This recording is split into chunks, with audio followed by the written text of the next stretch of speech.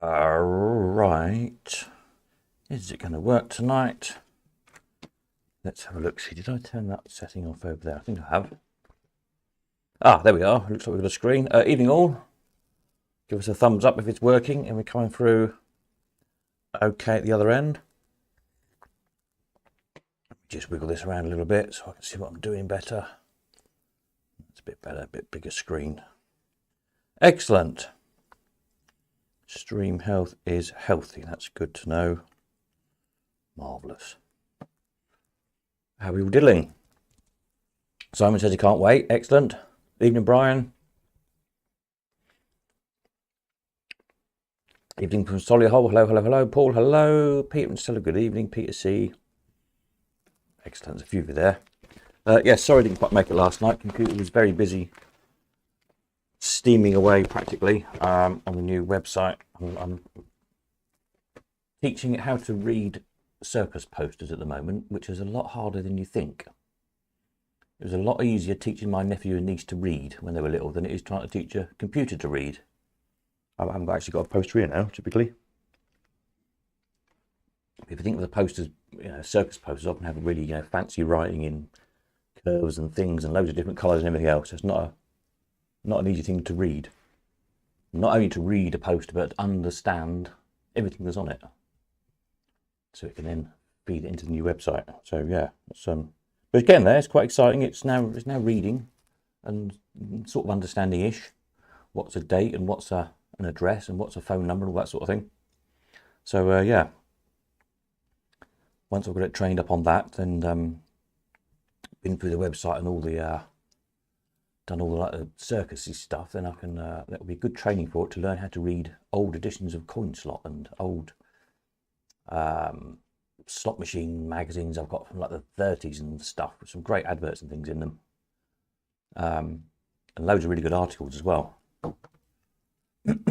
which will reveal all sorts of interesting things. It's some exciting times ahead. Yeah, if you think of, I don't know, pick a circus poster, something like that.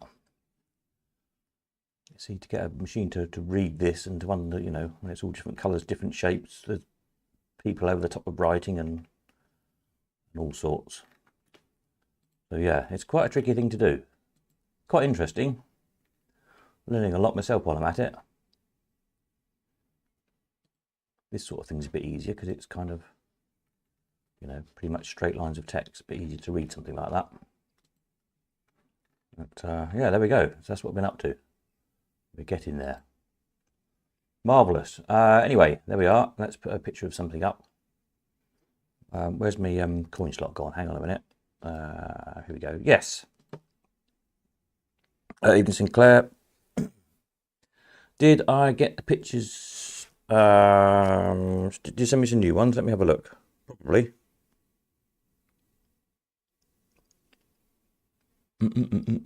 Yes, I did. Rocket and the arcade. I haven't downloaded them off my phone yet. I should try and remember to do that for Sunday. Yes, Sunday should be good for that, I think. But yes, thank you, Brian. I have, yes. Yep, arcade. And Rocket. I remember those Rocket rides. They're great, weren't they? Anyway, rummaging through stuff, I found this coin slot from 1996, July the 26th. And it caught my eye because on the front there it says, Collector's Heaven. Every week there are collectors scouring the country for antique machines. This week we focus on one collector, Simon Stern, who shows coin slot readers its heritage. For a picture special, turn to page 16. So we will turn to page 16 shortly. But there we are. What I thought was interesting on this one is it's 30 years ago. So you look at the machines that were sort of new then, and you think, well, 30-year-old machines back in 1996 were obviously mid-60s machines, the equivalent to what the machines here are to us now. Does that make any sense?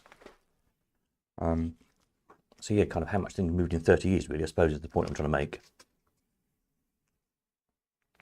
Yeah, right. What was on the front here? Anything interesting? Sweet Revenge, what was it about? Oh wow, that's actually quite good. Robert Deakin, a director of the well-known Porthcawl company Donald Deakin Limited, has become the first South Wales lottery millionaire. There you go. Robert, together with his wife Marcia, had only just begun a 10-day holiday in Belgium when they first checked the numbers before retiring for the night. Apparently, Robert was so worried about losing the ticket that he pinned it to the inside of his shirt pocket until he had safely returned to Porthcawl. Robert and his family, who went to Cardiff to pick up their cheque, said the windfall was sweet revenge as the lottery's popularity had taken its toll on the amusement industry. He told the press, "I am not sure if I will fully retire from the amusement business, but I will give serious consideration to being semi-retired." It was Mrs. Deakin who actually picked the winning combination. She said, "I was in a newsagent's when I decided to buy a couple of extra tickets. I didn't have my glasses with me and couldn't see the numbers I'd picked." Ah, brilliant. There you go. Sega held a pre-jammer private showing of their 3 latest games in Tokyo. What were they? Virtua Fighter 3, Sega Touring Car, and Wave Runner was the other one. There you go. Right. Now, hang on a minute. Let me find the right button to click the page over. There we go. I didn't scan all the pages, but... Electrocoin, interestingly, when you get to this kind of era in the papers, pretty much all the adverts are for AWPs. I think Electrocoin was about the only advert in here that had anything different. A couple of videos in a pinball. A Sega Twister, Potato Landing Gear, and Konami's Midnight Run. A new tourist association emerges in Bridlington. Former London showman Gerald Harrison, now settled in Bridlington, is to lead a new association dedicated to bringing more visitors to the town by arranging a greater number of attractions for them. Mr. Harrison, who runs Jerome's Continental Cafe Bar and the Floral Pavilion, told CoinSlot, "The Bridlington Leisure Association is not an entirely new idea. A similar association existed before, but this time we have formed a proper members association which includes just about all those who operate amusement arcades, funfair rides and other entertainment facilities on the seafront. We think that, as showmen, we are the people with the knowledge and expertise to make Bridlington a more attractive town for visitors." Well, obviously. Famous names among Bridlington's amusement caterers like Albert Corrigan and his family, John Noble and Sons, Harry Rembrandts and Harim Leisure, and others have pledged their support to the new association. Was there anything exciting? Just about the setup of it, really. There we go. Okay. Anything else interesting on that page? No, not really. Right, over the page. What we got on here?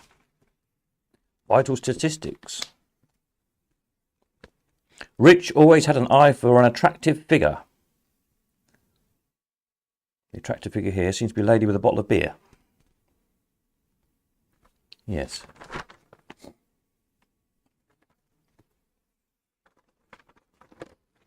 Fair enough. And then we've got, what do we got here? Duty free. Cash run is perfect for clubs. See, all this sort of thing. All this sort of thing now is, say, 30 years old. You think 30 years before that, mid-60s, it'd be all mechanical stuff, really, wouldn't it?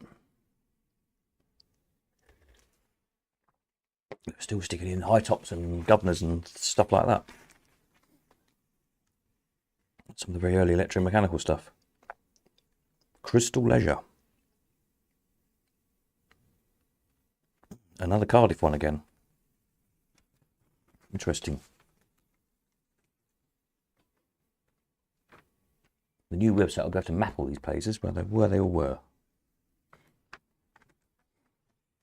The all-cash honeymoon. There's lots of articles about the all-cash era of slot machines coming in. That was the point about the article on the front, really. The all-cash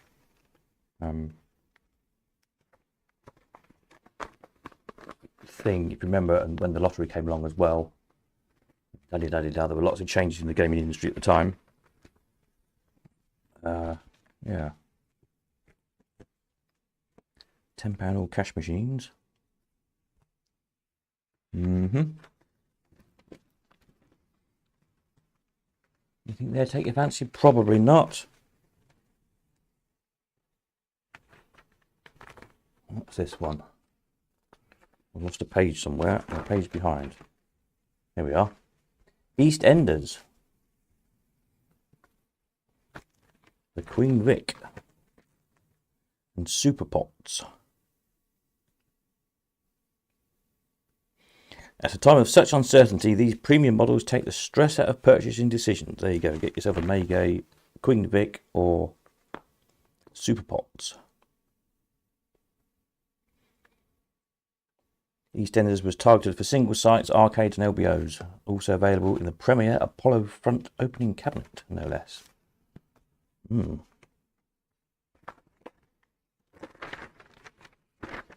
Okay, over the page.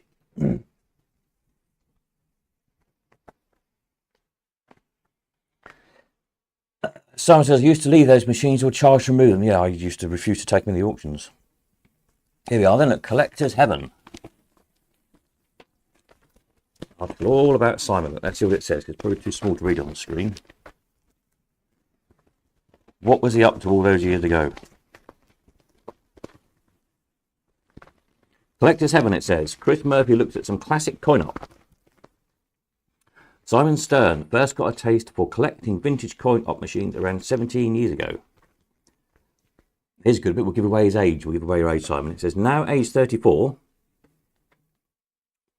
This is 1996. Do the maths. Now age 34. He's acquired a fine collection which incorporates some of the earliest machines ever made. Said Simon, basically what interested me was the fascination of putting a coin in a slot and seeing what it did. It was nothing to do with gambling. To that end, Simon ceaselessly, that should be. Anyway, trawls the UK and abroad in search of new editions. I will travel anywhere, he said. Simon is keen to stress that he will not sell on his acquisitions. He simply collects the machines for the love of it. Any information regarding similar machines, hopefully in good condition, can be passed on to Simon. Telephone number. And then it says, captions here, look, no collection is complete without a Watling roller top. Right. Below, Simon with two early casino machines. The Cowboy Bandit and the Red Indian. You're not allowed to say that anymore, are you? We're supposed to say Native American these days, aren't you? I think. That's probably not allowed anymore either. I don't give a damn. Then we got above is a selection of Jennings machines and a cow Ben-Hur. A double Ben-Hur, a rare one there. You probably can't see these pictures very well. The machine pictures to the left would have been used in America during the days of the Prohibition. Tabletop stature meant it could be very quickly removed in the event of a raid, which is a Mills QT. Sort of the middle picture there. Below left is one of the earliest travelling electric cranes. Its industrial theming is typical of the era. A nice mutoscope electric travelling crane. And then below right is a superbly restored mutoscope, commonly known as what the butler saw. Looking through Mr. Stern's particular model, it was obvious that the butler didn't see very much at all. Oh dear. What makes this model special is the excellent condition of the cards, which, if kept well, are highly sought after items. There you go.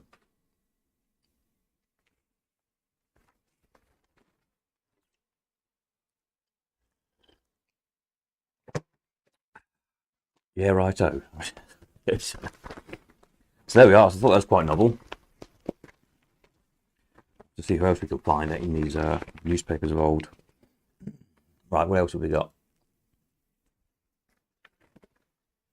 I missed a page out there that only got some Ace machines on. Let's see what was in the what's this one? Place your bets. An odds-on favourite to be a winner. Barcrests. Place your bets. A standard feature game with a horse racing theme. Looks like a particularly boring machine, that one, doesn't it? I think we'll dwell on that one very long. Let's have a look. Now, this is the back page, but I'll go have a look through the classified, see what was for sale.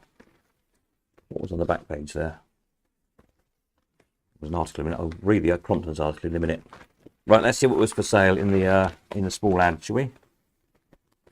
Good. You could have had a Carlton Voyager Estate 2-litre injection. Perfect car for the machine business, 4,250. Finally got my van back today. Having the ABS sorted out. £1,400 later. Thank you very much. Never mind. Pinball Paradise. Right, what have we got for sale? Key rides. Probably nothing exciting, I shouldn't think. Let's see if we can find anything that's not an AWP. That might be a challenge at this era of machines. Videos. There's lots of pin tables in this advert. This is from Avanti Sales, County Durham.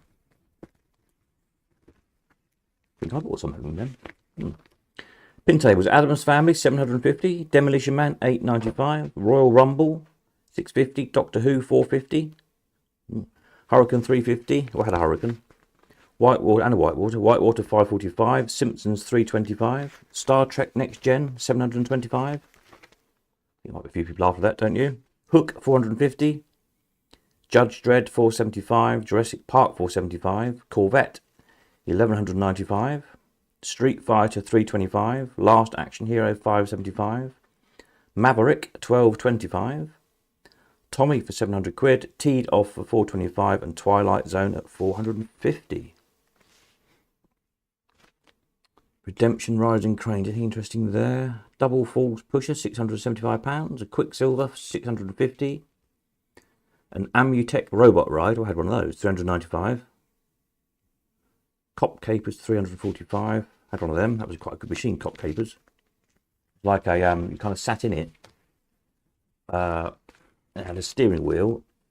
It was quite a tall machine, and a capsule ball, you know, like a ball prize thing, came down into a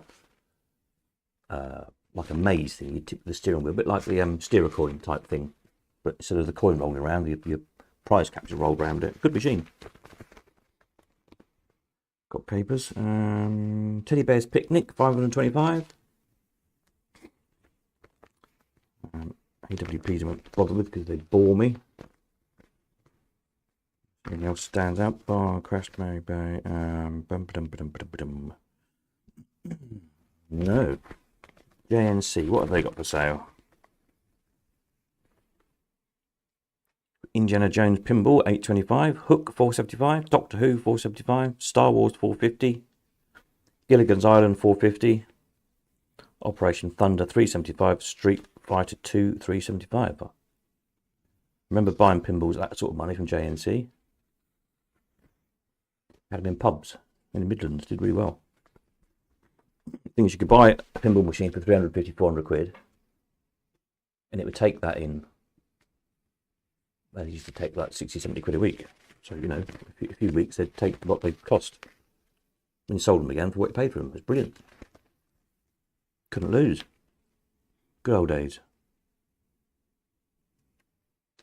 Simulators and sit downs. Alpine Racer, 9,750. Rave Racer Twin Sit Down, 9,750.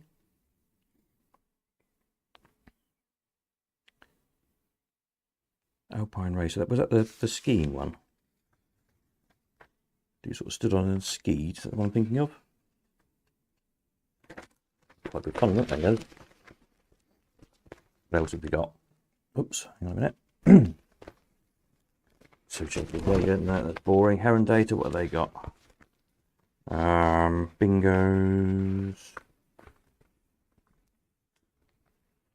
Not the sort of bingos we're thinking of.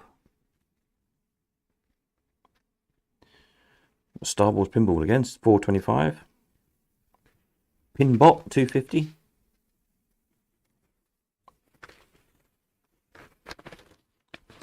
And that's all just AWPs.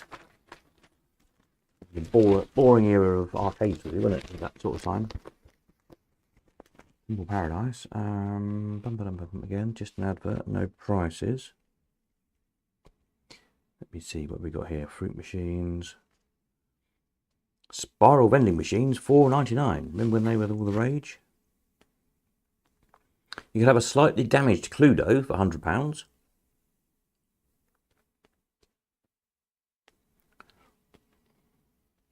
Some pushes there, but no prices, so it's not much use, is it? Harry Levy 6-player rodeo pusher, 4,250.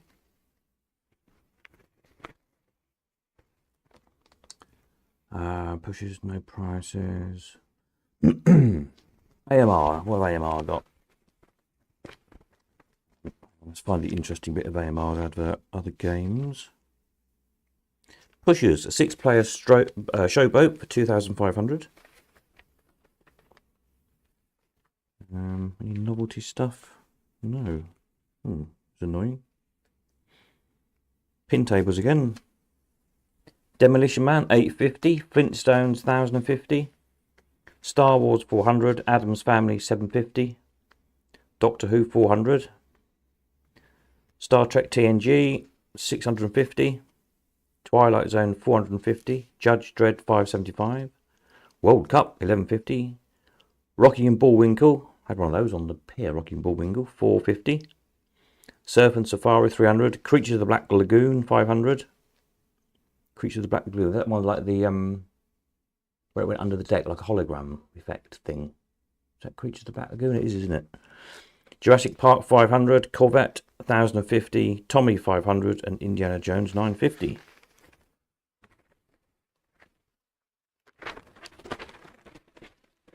Alright, last page of them, then we'll have a look at the back page of that Compton's article. Any more interesting things to say? G&J. G&J, what do they have? Bristol as well. What do they have? Anything?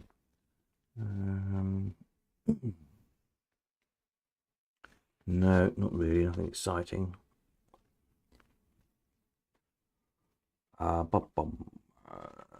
Two Daytona twin sit-downs, 11,000 each.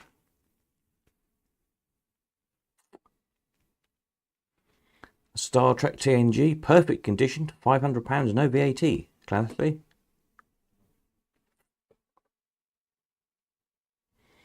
A 3-player single-sided Spider Striker Deluxe, 4,750. A Crompton's Topper Crane, 2,250.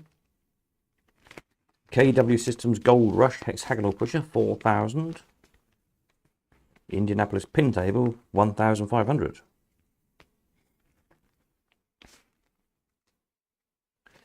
Did I hear 2 piers have gone into liquidation today? No, I didn't. Which 2 piers? Peter C says you'll take the Adams and the Twilight Zone at those prices. Okay, I'll put you down for them.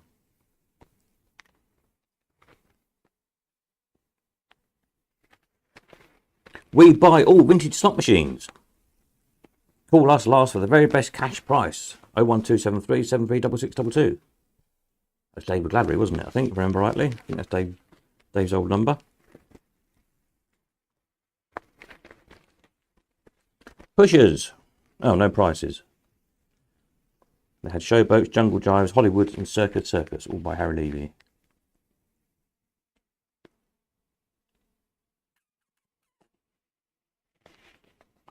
Urgently wanted vintage slot machines. I'll pay more. I think that's Simon's phone number. I won't give it that out because that might be your current number. I think. I don't think Dave's on that number anymore, is he? Maybe he is.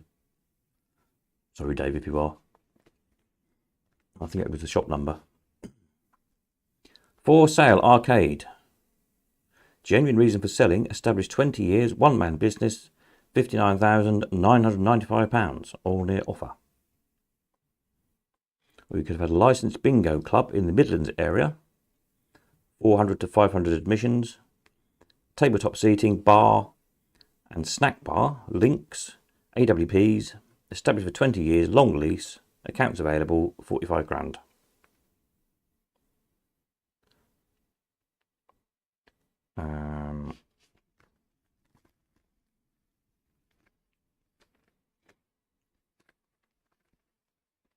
Well, here you could have had a fragrance vending opportunity, disposal of assets. We have been appointed to dispose of the total assets of a unique fragrance vending opportunity, the holding company of which has ceased trading. Items include approximately 45 new 4 and 6 channel vending machines, retailing at £305 and £360 each, ready for use to vend vials of perfume at £1 each, plus approximately 80,000 spray vials, retail 25p each, complete with enough perfume essence to fill. Also included various literature, several cited machines, and access to a large quantity of incomplete machines. Details of both the manufacturing and filling companies. Total investment from start up over 300 grand. Offers invited around 12,500, although all offers considered for immediate disposal. Machines could be adapted to vend other items. There you go. Paul wants a Starlight as well, a Star Wars as well. There's several Star Wars for sale, so I think they'll be all right. And there's loads of Doctor Who's, yeah. Eastbourne and Hastings Piers. Oh, right. Now, Hastings is in the trust, isn't it? So how's that gone bust? This is the operating company that runs it. Not sure about Eastbourne. Who owns Eastbourne? Eastbourne Pier. Wasn't that one of First Leisure's at one time, I think? I can't remember. When I do my pier website, which I'll be doing, which I might put my... How many pier postcards have I got? I can't remember. Is it 15,000? Something like that. 20,000? I don't know. I can't remember. A lot. I bought an automatic postcard scanning machine. So I just put a stack in and zip them through and scans them really quickly. And then my new machine I'm building to read things, it will be able to read all those postcards. Exciting. Right, where did I get to? Three amusement arcades. Oh, no price on those. Blackpool, what a technician. Warwick's Amusements. Albert Road, Blackpool. They're still going, aren't they? Warwick's and Albert Road. I sold some governance for them a few years back for Warwick's. Not that long ago.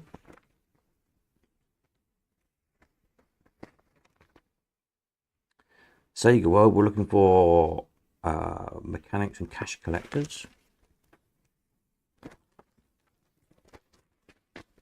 So on the back here, this thing about, what have we got? Ventura, the simulator. I remember going down there. Ventura S2, those little ones. We looked at those and looked at the big, when we had Botany Bay.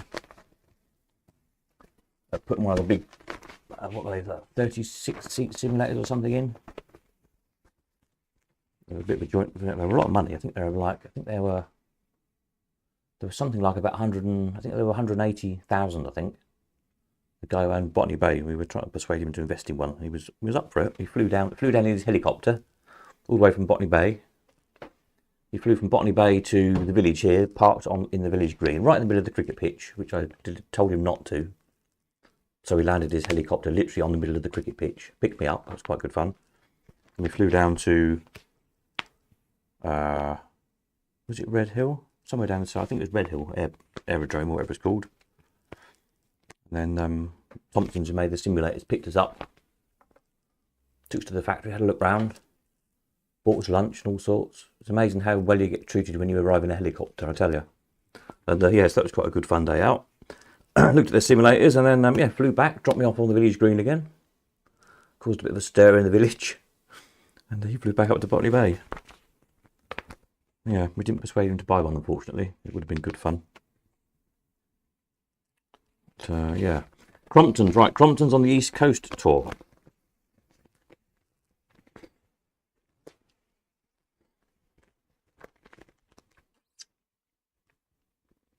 Novice collecting need to be transported back, yeah. Right, Crompton's, it says here. Crompton's, the UK-based redemption and pusher firm, has entered the video market with Ski Max, manufactured by US company ICE. Linkable for head-to-head racing with super bonus rounds. Its hydraulic ski board rises with the jumps, splashes down on the other side and rumbles through the waves. According to Crompton's, it's as close to the real thing as any game maker could achieve. The company will be launching Ski Max with a tour of the UK's East Coast resorts from July the 29th for 1 week. Okay, excuse me. In the inimitable Crompton style, an exhibition lorry has been hired, along with the now mandatory model, to promote 2 linked Ski Max games for the head-to-head racing.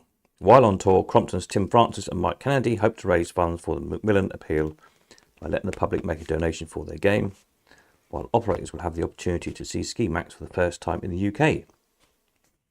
Numbers of the games will be scarce for the next few weeks. The dates and tour venues are July the 29th, Peter Pan's Playground in Southend. I was there a couple of weeks ago. July the 30th, the Sea Life in Great Yarmouth. July the 31st, Skegness Grand Parade. August the 1st, Blackpool. There we are. For details. Caution in France, it's casino corruption. Oh, what's this? I've only just spotted this headline. Daft as that sounds, I'll have to scan the paper. Britain's premier casino operator, London Clubs, is hastily returning its senior managers from an exclusive club in Cannes, fearing reprisals after they assisted French police in arresting the town's mayor on corruption charges. Well, this sounds exciting. Let me read that again. Britain's premier casino operator, London Clubs, is hastily returning its senior managers from an exclusive club in Cannes, fearing reprisals after they assisted French police in arresting the town's mayor on corruption charges. Excellent. Mayor Michel Mouillot, M-O-U-I-L-L-O-T, Mouillot, I guess it is alleged to have demanded a bribe of 3 million francs, approximately 380,000, from an exclusive casino located in the Carlton Hotel in return for a license to install slot machines on the premises. Although the hotel is owned by the Intercontinental Group, London Clubs has operated the gaming facilities there for almost 10 years. When local casino managers learned the mayor had requested a cash payment towards his re-election campaign in return for a slot machine licence, the French Special Branch and Scotland Yard were immediately informed, which in turn set up an elaborate operation to trap Mouillot. The Carlton Hotel casino manager arranged to hand over the payment in the bar of the Majestic Hotel in Cannes. However, the meeting was secretly being filmed and taped by local police, to which Mouillot became wise and he cancelled, arranging a new meeting after the casino's fruit machine licence was granted the following day. This time the exchange took place, with Mouillot employing a small-time drug trafficker as the go-between. And as he left with a suitcase containing about 125 grand in cash, police moved in. Mouillot was later arrested by French gendarmes. London Clubs has refused to comment on the embarrassing incident. The casino in Cannes is among its most prestigious, and its own operations in London were under threat of closure only 4 years ago after being raided by police. However, with its senior managers possibly under threat from reprisals, many agree that recalling staff back to England is a wise move. The Cannes mayor had interesting Corsican connections. It doesn't surprise me London Clubs is being cautious, a French source was quoted. There we go. That was a bit of excitement, wasn't it? Why didn't I see that headline when I scanned the paper? So there we are. It was all happening, evidently, 30 years ago. From Simon and his collecting to somebody winning £1 million to dodgy mayors in Cannes. Now we've just got dodgy mayors in London and Manchester here. There you go. What can we say? Right, so on that note, I shall leave you all. Thank you very much for tuning in. Friday, I don't know if it will be on Friday yet or not. There probably won't be tomorrow because I'm out all day tomorrow. Now I've got wheels, transport again. I've got a lot to do the next 2 or 3 days catching up. Hence I did one tonight. Won't be live stream tomorrow night. Friday, I just don't know about yet. Keep an eye on the usual website, your YouTube feed thing, you know. Click the subscribe thing in the corner if you haven't already. And if not, I'll catch up Sunday. Yes. And in the meantime, I will go and do some more teaching the computer to read things, which is equally quite interesting and bloody frustrating, to be honest. But we're getting there with it. So yeah, interesting times ahead. Right, I'm off. 99.